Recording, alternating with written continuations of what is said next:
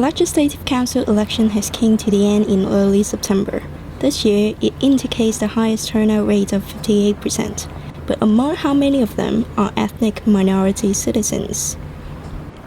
According to a survey conducted by the Hong Kong Council of Social Service and Hong Kong Christian Service, it reveals that most of EM registered voters are willing to vote for a legislative election. However, they can hardly find a candidate to be represented. Dr. Teresa Kananen, a senior lecturer at the College of International Education, thinks that the needs of ethnic groups are equal treatment of education, housing, and political rights. We need to revise the policy that governs the education. Housing is also an issue. And I think generally the political rights, the rights to vote, one of the things that we need to be very careful of using is the term ethnic minority.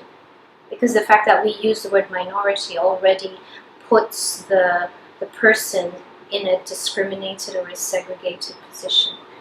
She thinks language barrier is the main reason why there is a low turnout rate among ethnic groups.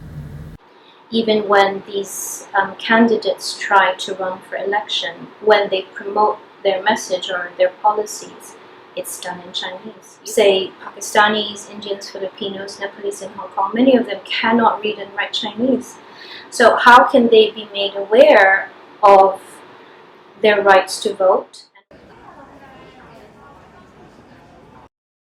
A Year 2 architecture student at City University of Hong Kong, Dennis Isop, has casted his vote in the legislative election for the first time. I think it's because I view myself as a Hong Konger, and also I think it's everyone's responsibility to vote. He thinks most election candidates have their campaign in both English and Chinese, except for some independent groups. Some of the leaflets, they provide both English and Chinese, but some independent groups, they're mostly in Chinese. He suggests the government should use the money wisely on social welfare, such as building hospitals, instead of wasting on the expensive projects. I think about the government building all these projects that are useless, like the Zhuhai-Macau Bridge and also the third runway. In order to promote political participation among different ethnic groups, the Hong Kong Council of Social Service thinks the government should regulate on providing election materials in both Chinese and English.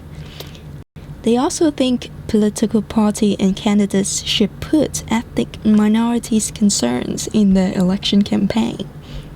Other than that, they also urge the government to provide Chinese language courses for non-Chinese speaking school dropouts and ethnic minority adults.